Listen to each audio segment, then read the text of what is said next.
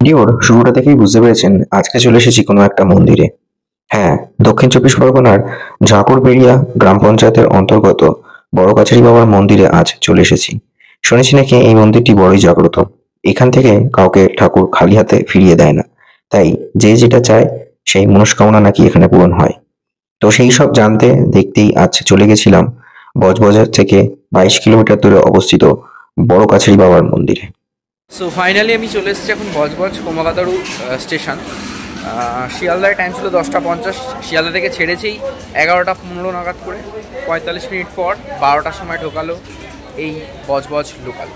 তো এবার এখান থেকে আমাকে দেখি কীভাবে কি যাওয়া যায় যেখানে আমি যেতে চাইছি। এই ভিডিওটা বড় কাছারি বাবার মন্দিরের ডিটেলস, কেন কিভাবে মন্দিরটি এতটা জাগ্রত বা এখানে কি বিষয়ে মানুষ গেলে মনস্কামনা পূরণ হয়, এর ওপর বেস করেই আমি করেছি। এর সেকেন্ড পার্টটা আসবে পুরো ডিটেলসে, কিভাবে গেছি, কোথা থেকে কীভাবে জল ঢাললাম, পুরো এরিয়াটা। তো এই যে রাস্তাটা দেখছেন, এটা হচ্ছে বজবজ থেকে বড় কাছারি বাবার মন্দিরে যাওয়ার রাস্তা। আমি বজবজ স্টেশন থেকে রেলগেটের সামনে ম্যাজিক স্ট্যান্ড থেকে গাড়ি পেয়ে গেছিলাম, ডাইরেক্ট আমাকে বাঁকড়াহাট মোড়ে নামায়। সেখান থেকে 1.5 কিলোমিটার হেঁটে চলে আসি এই বড় কাছারি বাবার মন্দিরে। এই মন্দিরটি বেশ পুরনো, প্রায় 300 বছরের কাছাকাছি একটি পুরনো মন্দির বলা চলে। তো সেখানেই এখন গেছি এবং দেখতেই পাচ্ছেন দু সাইডে পুজো সামগ্রীর দোকান রয়েছে, আর আমি সেই রাস্তাটা দিয়ে সোজা হাঁটছি। বেশ খানিকটা হাঁটার পর ডান দিকে পড়বে মন্দিরটি। এখানে কম বেশি প্রত্যেক কটা পূজা সামগ্রীর দোকান সাথেই একটু রেস্ট নেওয়ার জায়গা রয়েছে এই তলার ফ্লোরগুলোতে, আর সাথে সামনের দিকের দোকানগুলোতে পার্কিং এরিয়া রয়েছে। যারা দূর থেকে আসবেন তারা এখানে গাড়ি পার্ক করে এই দোকানগুলো থেকে পূজা সামগ্রী নিতে পারবেন। শুধু গাড়ি রেখে আপনি যেতে পারবেন না, আপনাকে তার জন্য প্রতিটা দোকান থেকেই হয় জায়গা থেকে জিনিস নিতে হবে, তবেই আপনি গাড়ি রাখতে পারবেন। আর এটা হলো সামনের এই পুকুর ঘাটটা, যেখান থেকে সবাই দুধ পুকুর থেকে জল তুলছে এবং বাবা মাথায় জল ঢালছে। অনেকে এখান থেকে স্নান করে আবার দণ্ডি কেটেও তাদের মনস্কামনা পূরণের পর পুজো দিতে যাচ্ছেন। তো এটা হচ্ছে সেই বিখ্যাত দুধ পুকুর, যেটা মেনটেনেন্সে আছে পূর্ত দপ্তর। এরপর এখান থেকে জল নিয়ে আর পূজার সামগ্রী কিনে যাওয়ার পথে দেখলাম একজন আমাকে মহাকালের টিপ পরিয়ে দিলেন। তার বিনিময়ে তিনি কিছু নিয়েছেন। এখানে অনেকেই সে সমস্ত বয়স্ক মহিলারা এই টিপগুলো পরাচ্ছেন। তারপরে সামনের দোকান থেকে আমি পুজো নিয়ে সোজা চলে যাই পুজো দিতে। মন্দিরটির বিশেষত্ব হলো যারা নিঃসন্তান বা যাদের সন্তান লাভ হচ্ছে না বিয়ের বয়স কয়েক বছর পরেও, তারা এখানে এসে যদি মানত করে যান, তাহলে তাদের 1 বছরের মধ্যে যদি সন্তান লাভ হয়, তখন তারা এখানে এসে দণ্ডি কেটে বা নিজেদের মনস্কামনা অনুযায়ী পুজো দিয়ে যান। আর প্রথমে যখন আসছেন তারা এই কাগজগুলোতে এখানে লিখে নিজেদের মনস্কামনা জানিয়ে যান। এই কাগজগুলো এখানকার সমস্ত দোকানেই পাওয়া যায় এবং 10 টাকার বিনিময়ে একটি কাগজে একজন একটি মনস্কামনা লিখতে পারেন। আর টাইম এবং ডেটটা দিতে হয়। 1 বছরের মধ্যে যদি সেটা হয়ে যায়, তখন তাকে তলায় মেনশন করা আছে কাগজে, আপনারা এসে পুজো দিয়ে যাবেন। এবার কেউ দণ্ডি কেটেও পুজো দিয়ে যাচ্ছে। তো এখানে প্রচুর মানুষ মনস্কামনা জানিয়ে যান।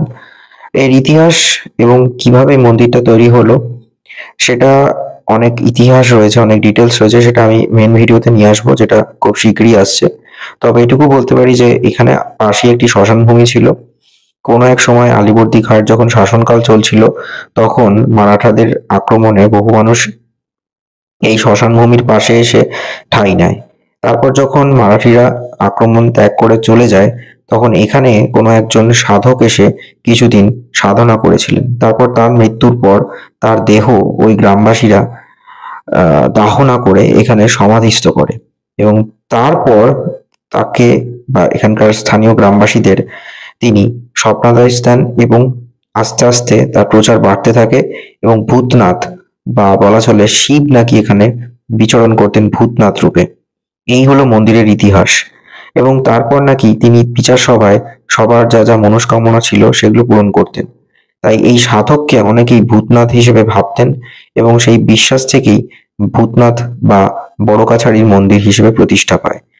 কাছারি মানে বিচার সভা, তাই তিনি ভূতনাথ নাকি এখানে বিচার সভা বসাতেন এবং সবার সমস্যার সমাধান করতেন। তাই বলে গেছিলেন, আমার কাছে তোরা যা চাইবি তাই পাইবি। সেই থেকেই বিশ্বাস। এবং উল্টো দিকে দেখতে পাচ্ছেন একটি গোপালের মূর্তি রয়েছে, শিবলিঙ্গ রয়েছে এবং এখানে অনেকে জল ঢালছেন। যদিও ভেতরে ফটোগ্রাফি বা ক্যামেরা নিয়ে ঢোকা একেবারেই অ্যালাউড ছিল না। আর এখানে নিয়ম হচ্ছে যে নির্দিষ্ট কোনো নিয়ম নীতি নেই। আপনারা আসবেন, নিজের ইচ্ছে মতো বাবার মাথায় জল ঢালবেন, পুজো দেবেন। আর ঠাকুরমশাই রয়েছেন, তিনি পুজোটা দিচ্ছেন। আগে নাকি সেটাও ছিল না, নিজেরা এসেই গ্রামবাসীরা নিজেদের পুজো করে যেত। তবে গ্রামবাসীরা দেখেছিলেন তারা ঠাকুরের কাছে যা চাইতো সেটাই নাকি পূরণ হতো। সেই থেকেই এই বড় কাছারি মন্দিরের এত প্রচার পায় এবং আস্তে আস্তে মন্দিরটি বড় হতে থাকে। 1978 সালে এই মন্দিরের এই সংলগ্ন গাছটি ভেঙে পড়ে, নতুন করে একটি গাছ বসায় এবং সেই অশ্বত্থ গাছটি এখনো রয়েছে। এবং এখানের ইতিহাস এবং মন্দিরটি কি করে আরো ব্যাপ্তি পায় সেটা আমি আনছি পরের ভিডিওতে।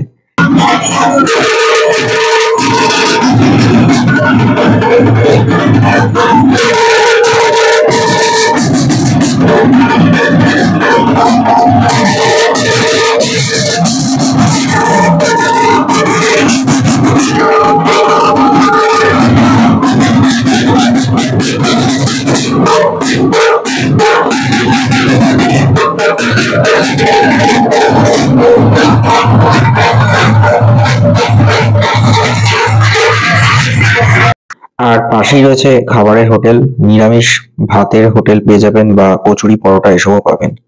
যারা পুজো দিচ্ছেন, দণ্ডি কাটছেন, তারপর অনেকেই নিজেরা দেখলাম এই সমস্ত ডালার দোকানগুলোতে মুড়ি আলুর দমও খাচ্ছেন। আর এই সমস্ত দোকানগুলোতেই গোপাল এবং লক্ষ্মী ঠাকুরের মূর্তি পাওয়া যায়। যাদের ছেলে হয় তারা গোপাল দিয়ে পুজো দেন, আর যাদের মেয়ে হয় তারা লক্ষ্মী ঠাকুরের মূর্তি কিনে পুজো দিয়ে যান বাবা কাছারির বা বড় কাছারি বাবার কাছে। তো এই ছিল সংক্ষিপ্ত বিবরণ আজকের এই ভিডিওতে। পুরো ডিটেলস কিভাবে মন্দির তৈরি হয়েছে, কাদের জায়গা ছিল, সবটা জানতে অবশ্যই চোখ রাখুন এক্সপ্লোর উইথ সুমন। আর চ্যানেলের বাকি ভিডিওগুলো দেখুন, চ্যানেলটা সাবস্ক্রাইব করুন। এই পশ্চিমবঙ্গের আনাচে কানাচে এরকম বহু প্রাচীন লৌকিক কিছু মন্দির রয়েছে যেগুলো বড়ই জাগ্রত। তাই সেইগুলো নিয়েও আপনাদের কাছে খুব শীঘ্রই আনছি, জানতে পারবেন পশ্চিমবাংলার নানা জায়গার নানা ইতিহাস। Stay tune on explore with Suman.